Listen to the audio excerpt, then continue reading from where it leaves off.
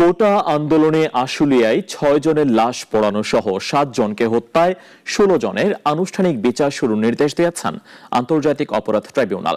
এই মামলায় পলাতক ৮ জনের বিরুদ্ধে গ্রেফতারি পরোয়ানা জারি ট্রাইব্যুনালের। এদিকে জামায়াত নেতা দেলোয়ার হোসেন সাঈদীর বিরুদ্ধে যুদ্ধাপরাধের মামলার সাক্ষী সুখরঞ্জন বালী গুম ও নির্যাতনের ঘটনায় শেখ হাসিনা সহ ৩২ জনের বিরুদ্ধে ট্রাইব্যুনালে অভিযোগ দায়ের করেছেন। অলিউল রানীর রিপোর্ট।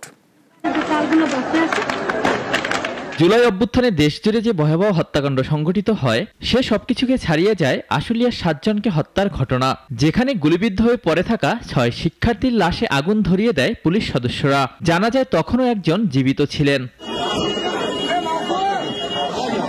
এই মামলায় সাবেক সংসদ সদস্য সাইফুল ইসলাম সহ ১৬ জনের বিরুদ্ধে অভিযোগ গঠন করে বিচার শুরুর আদেশ দেন আন্তর্জাতিক অপরাধ ট্রাইব্যুনাল ২।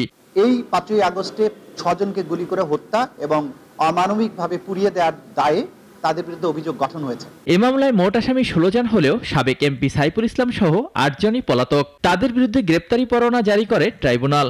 এ সময় নিজের দোষ স্বীকার করে রাজসাক্ষী হতে আবেদন করেন পুলিশ পরিদর্শক শেখ আফজালুল। আদালত তার দোষ স্বীকার যে করেছেন সেই অংশটুকু তার বক্তব্য রেকর্ড করেছেন এবং তিনি আরো যে কথা বলতে চান, উনি রাজসাক্ষী হতে চেয়েছেন, আদালত বলেছেন এই ব্যাপারে আপনি লিখিত আবেদন দিতে পারেন, সেইটা আমরা কনসিডার করব কি করব না এটা পরবর্তীতে বিবেচনা করব। এদিন জামায়াত নেতা দেলোয়ার হোসেন সাঈদীর মামলার সাক্ষী সুরঞ্জন বালী সাবেক প্রধানমন্ত্রী শেখ হাসিনা সহ ৩২ জনের বিরুদ্ধে অপহরণ, গুম ও নির্যাতনের অভিযোগ দায়ের করেন ট্রাইব্যুনালে। মিথ্যা মামলা যদি তাদের ফাঁসাই দেয় সেইদেরকে সত্য সাক্ষীর জন্য আমি আসছিলাম এই কোর্টে। তখন আমি অপহরণ হয়ে যাওয়ার পরে আমি খুব নির্যাতন হওয়ার মুক্তিতে আমি এইভাবে এখন তার দীর্ঘ যাই আমি। এ সময় সুখরঞ্জন বালী দাবি করেন সাঈদীর বিরুদ্ধে সাক্ষী দিতে আসলে আদালতের গেট থেকে অপহরণ করা হয় তাকে। পরে দীর্ঘদিন ছিলেন ভারতের কারাগারে।